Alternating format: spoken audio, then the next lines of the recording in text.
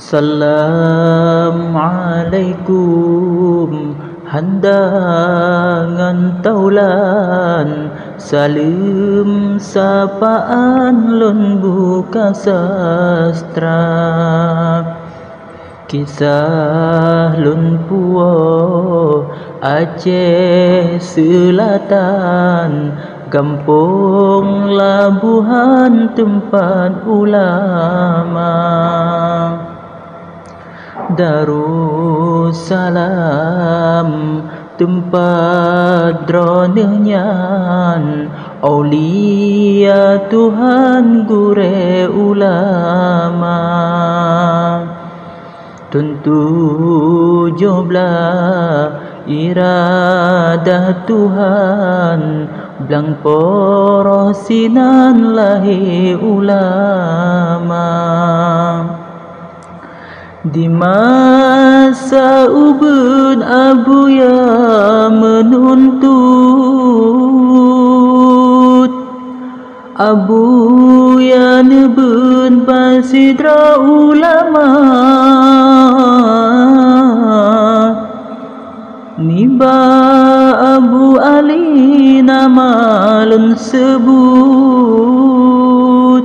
Abu Yajud mereno agama. Syekh Mahmud gampung blang pidi, gopnyan hai akhi gure kedua. Saboh masa ngon Abu Adnan, ne Abu Taulan sebutan nama.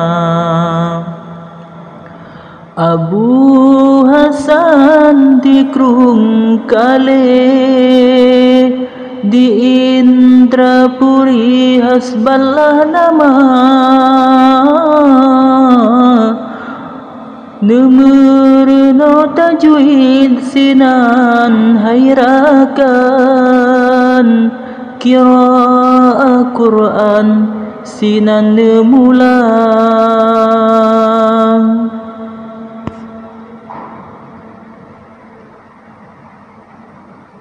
Unang gro padang Abu ya singgah, sampo menikah putra ulama. Inang dilepon nama Rasima, putra Rabiah bunda kedua. Dari ponsinan nama nemegang, dalam wilayah tanah Sumatera. Gure yang akhir dinangkro Mekah, masa nelangkah rukun kelima. Newo di Mekah nepedang daya, Darussalam megah tempat ulama. Lahir alumni rata wilayah, gure metua alim ulama. Baton 60 menurut kisah, genasi Allah netinggai dunia.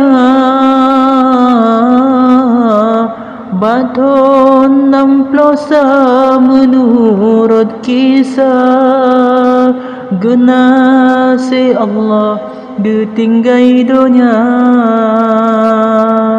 Nabi ya Allah, Nabi ya Rahman, sajan janjungan dalam syurga.